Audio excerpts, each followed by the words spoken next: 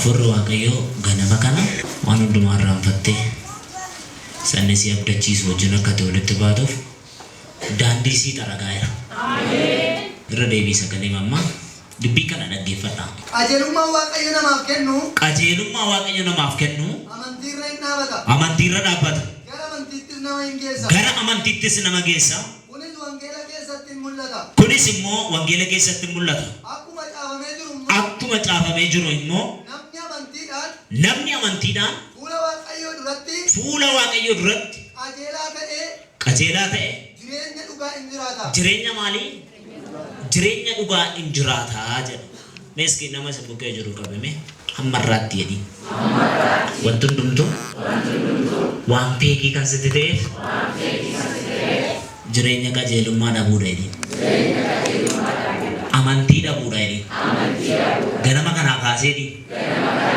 Amantiidhaan qajeelummaadhaan jireenya dhugaa jiraata jedhi. Sagaleen kun nama sagalee dachaa torba haa ta'uuf. Meeski achumarraa Galaatiyaa 3:11 dubbii kana dhaggeeffadhaa. Akkamitti akka qajeelummaan jiraatu maal gochuun akka nurraa barbaachisu macaafa qulqulluutu nu laata. Angaruutuun dubbii kana dubbadhu dhugaa waaqa isaaniisaaf hojjedhu nama baay'eetu taappellaa wayiitu dhaabbataaf.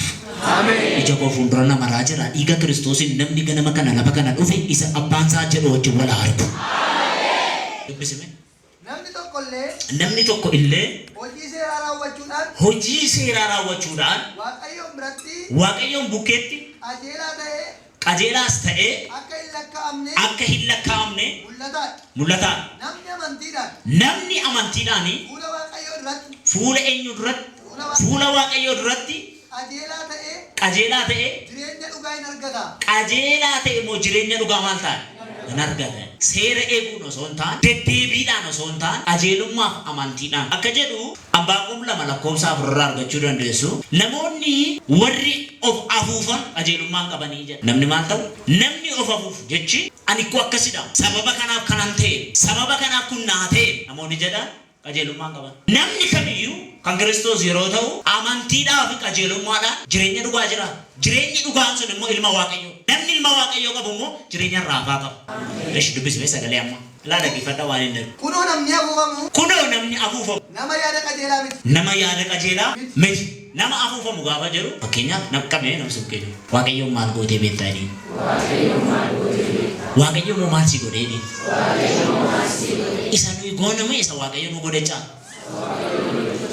Garuu gaafa yaada mataa keenya dhiphina tokko rakkina tokko ari'atama tokko keessa gaafa gallu waaqayyoof waan dinqisiisaa waan hojjenne of goonee yaanna yeroo sana hin gungumna hin haasofna. Ani koo waggaa dheeraa mana kee keessa deddeebi'e ani bara baay'een si duukaa deeme maalin argadhe meerri maal naa gootenna inni nu jiraachisu inni waan hundumaa tola nuuf laate innokata isa nu mudate sana duwwaa odeessan mee dubbisi sagalee amma. Kunoo namni afuufamu. Kunoo namni afuufamu. Nama yaada qajeelaa miti. Nama yaada qajeelaa miti. Namni qajeelaan garuu amantii isaatiin hin jiraatu. Amantii isaatiin maal ta'a? Fakkeenyaaf asii baatee ituu mooraa kana hin bahin amma gaafa balbala kanarra geessu silkii sii dawwala gama. Gaafa jedhu yaadni kee qajeelaadha taanaan amantii si keessa dhufu. Kun kan koodhaan jedha. Yaadni kee qajeelaa miti taanaan waan baay'ee dubbata. Anaaf namni silkii naa dawwalu hin jiru. Ani firan qabu. Ani ituma waldaa dhaqee iyyuu lafa noonu dhabeen dhufe malee waa argachuuf miti. Waaqayyo takkaa waan aangoodha. Baran dhaladhee kaasee kakoos nan dhagaa ija koon hin argine. Qajeelummaa waaqayyoo namaaf kennu garuu keessa keesseenaan duwwaadha hin jiraata baay'ee. Hin danda'amu hin danda'amaa. Eessaan hin jettu karaan isaa jira. Anatu hin danda'u malee inni hin danda'a. Aangoo kee fuuteetu isatti maxxansite. Aangoo isaatiin immoo inni hidhaa kee hiika. Nama tokkotu arra isa itti baadamee dhufe as kaa'ee sokka. Waan baay'eetu sirra caannaa ta'ee jira isa lafa kana keessee baataan jedhe. Mee dubbii mammaarra deebi'e namni maal ta'e? Namni afuufamu. Nama yaada qajeelaa miti. Namni qajeelaan garuu amantii isaatiin jiraata. Filiphiyos 3:9 dubbisi. Kanaanis ani kan Kiristoos ta'ee. Dubbii kana dhaggeeffadhaa. Kanaanis ani kan Kiristoos ta'ee. Argameera.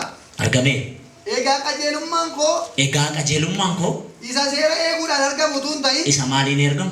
Seera eeguudhaan. Eegamu osoo hin ta'in Isa Kiristoositti amanuudhaan argamu. Isa Kiristoositti maal ta'udha? Amanuudhaan. Amanuudhaan. Nama si bukkee jiru ayyaanaan fayyiteedhi. Hojii mataa kee miti jedhi. Ayyaanaan isa fayyite sana jedhi. Qajeelummaaf amantiitti geeddaran jireenya dhugaa jiraata. Namni kun isinii galee arraa kaasee fuula keessa dura cufaan hin dhaabatu. Nagaan mana keedhaa hin dhibu. Lola addunyaa dukkanaa sirratti mootii hin ta'u. Wanta cufame hundumaatti hin adeemta banaasiif ta'a. Irra deebii sagalee amma. Kanaanis ani kan Kiristoos ta'e. Kanaanis ani kan Kiristoos ta'e. Argameera. Argameera. Egaa qajeelummaan koo. Egaa qajeelummaan koo. Isa seera eeguudhaan argamu. Isa seera eeguudhaan argamu. Utuu hin ta'in. Isa Kiristoositti amanuudhaan. Argamuudha. Qajeelummaan kun. Waaqayyoon biraa hin dhufa. Eenyuun biraa dhufa? Waaqayyo biraa dhufa. Amantii irras hin dhaabata. Amantii irras maal taa'e? Dhaabata. Efesoon 2:8. Akkamittiin qajeelaa ta'a? Akkamittiin waan naan jedhamu kana arguu danda'a jechuu dandeenya. Akka sagalee Waaqayyoo nuun jedhu kanatti yoo jiraanne arguu dandeenya. Isin ayyaana Waaqayyootiin. Isin ayyaana Waaqayyootiin. Karaa amantii fayyadamu. Karaa maalii? Amantii. Nama si bukkee jiru karaa maalii fayyadee? Iski namni isin keessaa Waaqayyoon takka argine maaliin amanu? Har'a amantiin kee sun haara'ee gadi ba'a. Hin argine inni hundumtu kee garuu nuu godhan namiti hin taa'an namiti dhugaa isin ba'a namiti nuuf hojjete. Eshi dubbisime. Isin ayyaana Waaqayyootiin. Isin maaliin? Ayyaana Waaqayyootiin. Karaa amantii fayyifamtan. Inni immoo kennaa Waaqayyooti malee gochaa ofii keessanii miti. Waan ati gooteen gam tokkoon iyyuu addunyaa fuula irratti waan fudhatu tokko qabu.